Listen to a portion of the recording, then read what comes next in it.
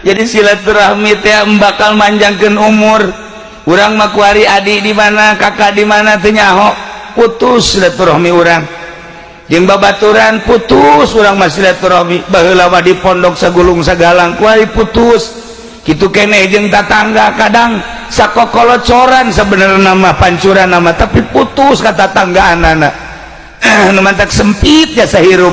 Lamun urang jeung dulur teu wauh ketika misal urang talaga boga dulur di pasar Kemis kadengekeun mang ente lain boga dulur ngaran saya di pasar Kemis bener asana mah aya cah eta asana kakak itu keur dihurupannya nak dihurupan aduh asana deuk aya nu nganiaya lah hadege paeh los tuh lantaran tilok silaturahmi paeh los Pak.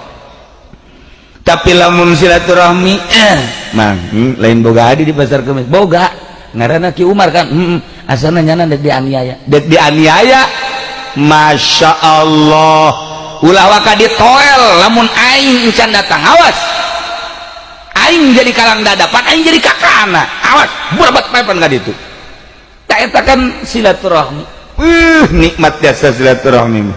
Assalamualaikum. Waalaikumsalam deh sia mana eta jeruk ya kak lah tanang di pengkolan hasimnya amis lah eta ku sakitu ge kan geus kakak geus luar biasa kan Masya Allah ya adik aing perhatian anak pohara amat tuh kan menang sabulan kakak napan ka ditu. Waalaikumsalam mohonan da kak kopi nang di mana tuh kak aya orang Lampung lah kana tadi merek kopi kakak mah teu beuki ka kopi ieu dibawa ka dinya tukang bunga si Adi teh nang sebulan deui kakana datang dengan Waalaikumsalam mohonan da kak rokok tah ngan ieu kakak boga maksud jakna maksudna tuh kak iya kakak boga maksud gede aja saya minta tolong we sabar itu tuh kak mun aya mah 50 juta lah santen 20 atuh ieu mah keur eueuh nageh kitu bae tuh oh atuh kak tuh bere 20 juta golosot padahal mah kamari merek kopi na malah